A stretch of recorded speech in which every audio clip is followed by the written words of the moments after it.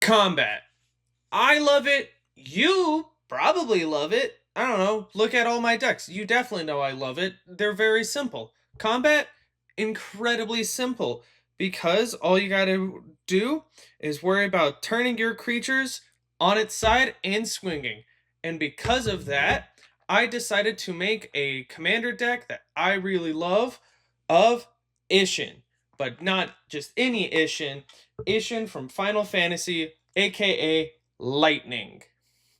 And because of that, I have had a really fun time building decks yet again. Hey everyone, welcome back to the Cunning Card Mage channel. Today I wanted to do a quick commander breakdown over one of my newest commander decks of Isshin, aka Lightning Lone Commando, a commander from the originally the Neon Kamigawa set, who is a Mardu commander focused entirely on making every combat attack trigger happen more. I use this deck as a partial excuse to buy some more Warhammer cards because I sadly missed out on getting some of those commander decks, and I really don't plan on, you know, spending $300 on a precon, even if that precon looks kind of cool. I don't want to do that. I'll happily just like spend that money over time, slowly but surely. But anyway, this was a deck that was relatively simple to build and is actually semi cheap if you already have a lot of these cards. Because one of the main things that I did was I just looked for cards that I owned in my collection that just said attack. And I was like, creature attack, that happened more. More trigger, please.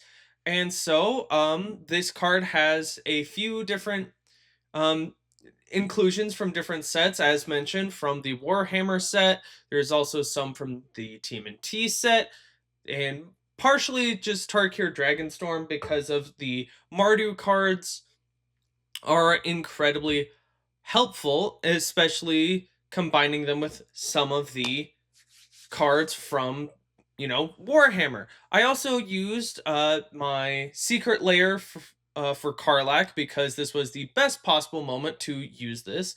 This is as already mentioned, very simple deck to run.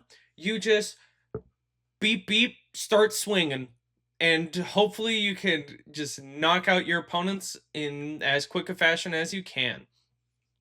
But let's break down some of the cards in it. So first, let's talk briefly about the cards I really like from like Tarkir Dragonstorm, for example. So I have Zurgo Thunderer's Decree in here, the one from the main set, not the commander version, who makes it to where you are able to have the warrior tokens that you create via the mobilize trigger stay around and they aren't sacrificed. So because of that, I will include different cards from that. Cairn Butcher that does have mobilize as well, where it gives your attacking tokens death touch, and then also Mardu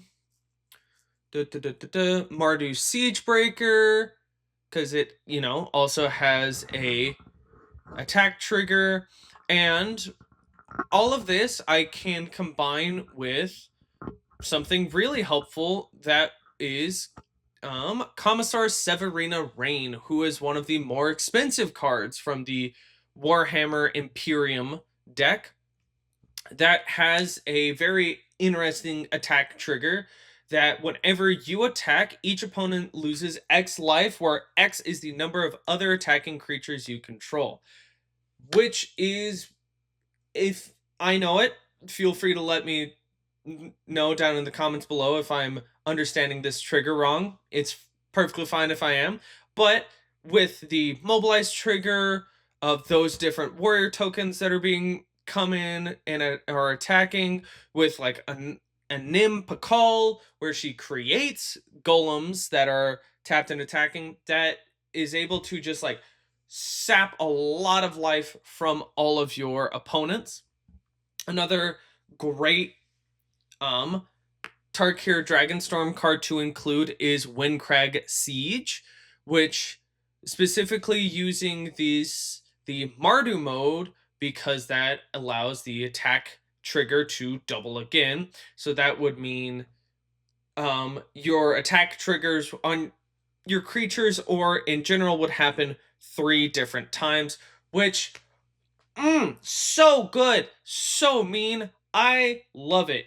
What better way to just become such a massive threat in such little time than just having both Isshin and Windcrag Siege out, and you're just having your opponent just like, quiver in fear of what is about to happen.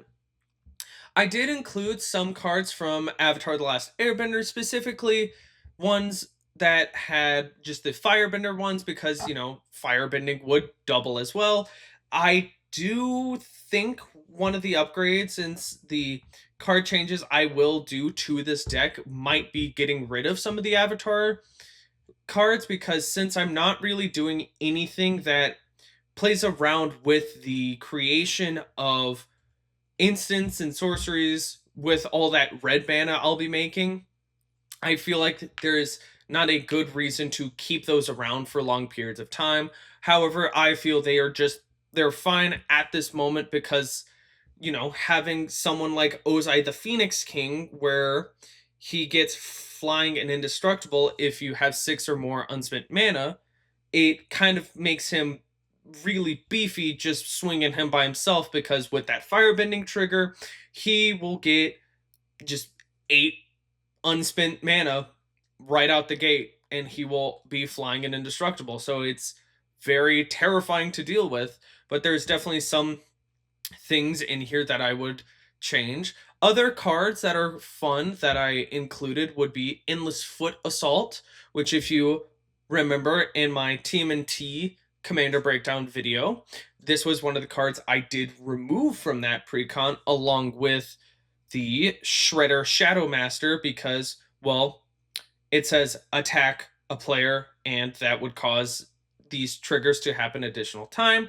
So with Shredder Shadow Master, that means 2 additional myriad triggers. I know it doesn't say myriad. It is literally just myriad at that point, but because the semantics. And then Endless Foot Assault, where it would create a Black Ninja token that's tapped and attacking for each player, for each opponent that you have, which is just really great to have on the battlefield. And those combined with one of my favorite cards from the TMNT set that I just really, really loved is Slash Reptile Rampager because of his ability of whenever another creature you control enters, Slash deals 2 damage to each opponent. And swinging with him, you'll create 2 with just lightning out. You'll create 2 of the red mutant creature tokens, and so boom, there's instantly 4 damage to each opponent. That is a lot of what my deck building process with this was wanting to do some of the fun pinging things while also going off of the EDH rec suggestions of like fun creature synergies. With that, I got some cards like Adeline, the Resplendent Cathar, because it has she has power equal to the number of creatures you control, and then when you attack for each opponent, create a 1/1 white human creature token that's tapped and attacking that player or planeswalker they control. Again, another thing that will get doubled. Cards also Alesha, who laughs at fate, because of her attack trigger, being able to put 1/1 counters on it, and then being able to bring stuff back from your graveyard based on the number of 1/1 triggers, 1/1 counters on Alesha. There are the main things in the sorceries for this deck because again this I didn't feel like needed as many like instants and sorceries and that kind of stuff. Might be an oversight, but who knows. Were Exterminatus, the board wipe from the Warhammer set that I just love mechanically because it's just so perfect of showing the fact that the Imperium of Man is wiping the slate clean of a planet and turning it into a burnt husk, of just getting rid of everything that says indestructible on it and then destroying everything. That, as well as Ruinous Ultimatum, which is just destroying all non-land permanents your opponents control, are just so great and have come into play in the games that I have played with Isshin. This deck, I really love it. It is a very simple deck. I'm kind of proud of it, even if it might not be the most powerful thing imaginable. There's, again, as I said at the top, there's a lot of changes I would want to make because one, I use this as an excuse to buy some Warhammer cards, and I don't have a lot of cards in my collection that necessarily fit the vibe that this deck might want, because a lot of the avatar cards probably aren't going to be the best firebending because I'm not running a lot of instants to be able to take advantage of the unspent mana. However, I just wanted to fill out the 99 cards in the best of my abilities, and honestly, I'm very happy with how it came out. But that's basically all I really wanted to talk about when it comes to Lightning, aka Isshin, or Joshua the Burning Man from the Fallout Secret Lair. Let me know down in the comments below, what is the latest deck that you have built? And if you want me to look at it, go ahead and link the Moxfield or the alt deck, any of the deck list websites down in the comments below, and I'll happily give it a look. Hell, I might even print it out and I'll make a video about it if you'd like me to, because I would like to try out other Commander decks because I really love playing Commander a lot, and I think that'd be a fun way to bring y'all in to my LGS games and my pod, is seeing how fun your decks are. I will make one stipulation. If it is an EDH bracket 5 no fun deck, I'm not going to play it because one, those require a lot of brain power, and two, I don't want to really play that specific kind of bracket level because, again, it just isn't that fun in my eyes.